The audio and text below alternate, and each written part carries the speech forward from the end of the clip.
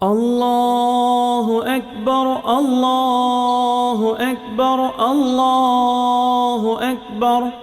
இப்போ இந்த உலுஹியாங்கிற இந்த வணக்கம் மார்க்கமாக்கப்பட்டதுக்கு குர்ஆனில் ஹதீஸில் ஏதாவது ஆதாரங்கள் இருக்குதா? குர்ஆனில் நிறைய பார்க்கலாம். அல்லாஹ் குர்ஆனில் சொல்லும் பொழுது ஃபஸல்லி லி ரப்பிக வன்ஹர், நீங்கள் தொழுங்கள் உங்களுடைய இறைவனை, பிறகு பிராணியை அறுத்து பலியிடுங்கள்ங்கிறான். இந்த வசனத்திற்கு இமாம்கள் விளக்கம் தருவாங்க.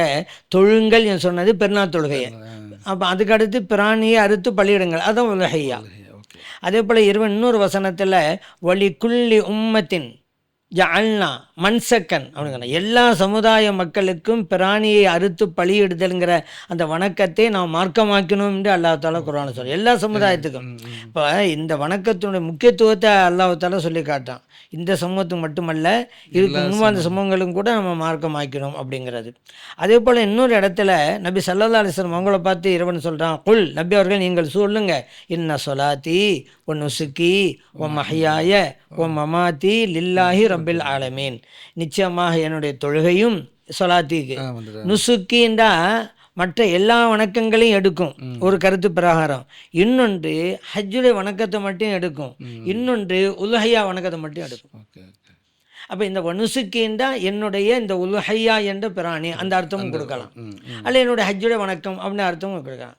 ஓ மஹ்யாய நான் உயிர் வாழ்வதும், ஓ மமாத்தி நான் மரணிப்பதும், லில்லாஹி ரப்பில் ஆலமீன் எல்லாமே அகிலத்தை படைத்து பரிபாலித்து வருகின்ற அல்லாஹ்வுக்காக இருக்கும் அப்படிங்கிறதையும் அல்லாஹ் சொல்கிறான். இப்போ இந்த வசனங்களின் மூலம் உலுஹியாங்கிற அந்த வணக்கம் குர்ஆனிலே சொல்லப்பட்டிருக்குது அப்படிங்கிறத நம்ம பார்க்குறோம். அதே போல் நபி ஸல்லல்லாஹு அலைஹி வஸல்லம் சொன்னாங்க, மா அமில இப்னு ஆதம் யோமன் நஹர், அந்த ஹஜ்ஜு பெருநாள் தினத்தன்று ஒரு மனிதர் செய்கின்ற வணக்க வழிபாடுகளில் இறைவனுக்கு மிகவும் பிரியத்துக்குரிய வணக்கம் குர்பான் கொடுப்பதை விட வேறென்றும் கிடையாது, அதாவது உலுஹியா கொடுப்பதை விட வேறென்றும் கிடையாது.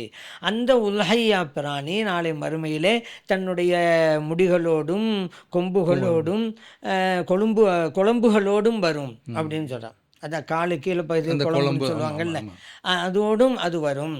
அடுத்து செல்லவன் சொல்கிறாங்க, அதிலே அந்த ஹதீஸ் தொடரில் இந்த பிராணியை உலுஹியா கொடுக்கும்போது அதிலிருந்து வெளிப்படுகின்ற ஒரு சட்டு இரத்தம் பூமியிலே விழுவதற்கு முன்பாகவே இதனுடைய படித்தரம் அல்லாஹ்வை அடைந்து விடுகிறது, இதனுடைய சிறப்பு அல்லாஹ்வை அடைந்து விடுகிறது அப்படிலாம் சொல்லிட்டு ஃபத்தீபு பிஹா நஃப்ஸன், அதனால் மனமு வந்து இந்த வணக்கத்தை செய்யுங்க என்று நபி ஸல்லல்லாஹு சொல்கிறாங்க. இதை திருமதியில் பதிவு செய்யப்பட்டிருக்கு. நபி ஸல்லல்லாஹு அலைஹி வஸல்லம் அவர்கள் கூட ஒவ்வொரு வருடமும் உலுஹியா கொடுத்துக்கிட்டே வந்தாங்கல்ல, ஒவ்வொரு வருடமும் செய்வாங்க. லஹா ரசூலுல்லாஹி ஸல்லல்லாஹு அலைஹி வஸல்லம் பி கபிஷைன், இரத்தூதர் ஸல்லல்லாஹு அலைஹி வஸல்லம் அவர்கள் 2 செம்மறி ஆடுகளை உலுஹியா கொடுத்தாங்க. அம்லஹைன் கருப்பு நிறமும் வெள்ளை நிறமும் கலந்தது, அக்கரனை நன்றாக கொம்பு முளைத்தது, அவ்வளோ புகாரில் பதிவு செய்யப்பட்ட ஹதீஸ். அப்போ இதுவும் ஹதீஸில் இருக்குது இந்த உலுஹியா வணக்கத்தை பற்றி. மேல் நபி ஸல்லல்லாஹு அலைஹி வஸல்லம் சொல்கிறாங்க, இஸ்தஃப்ரிஹு லஹாயாக்கும், நீங்கள் கொடுக்கிற அந்த உலுஹியாவை மகிழ்ச்சியோடு கொடுங்க. இப்போ இன்னஹா மத்தாயாக்கும் அல சுராத், காரணம் அது நாளை மறுமையிலே சுராத்துல் முஸ்தகிம் என்ற இடத்தை கடப்பதற்கு வாகனமாக வரப்போகிறது என் நபி ஸல்லல்லாஹு சொல்கிறாங்க. இது தைலமையில் பதிவு செய்யப்பட்டிருக்கு. அதனால் குர்ஆன் ஹதீஸில் இந்த உலுஹியா வணக்கத்தை பற்றியெல்லாம் நிறைய சொல்லப்பட்டிருக்குங்கிறத நம்ம புரிஞ்சு கொள்ளலாம். الله أكبر الله أكبر الله أكبر.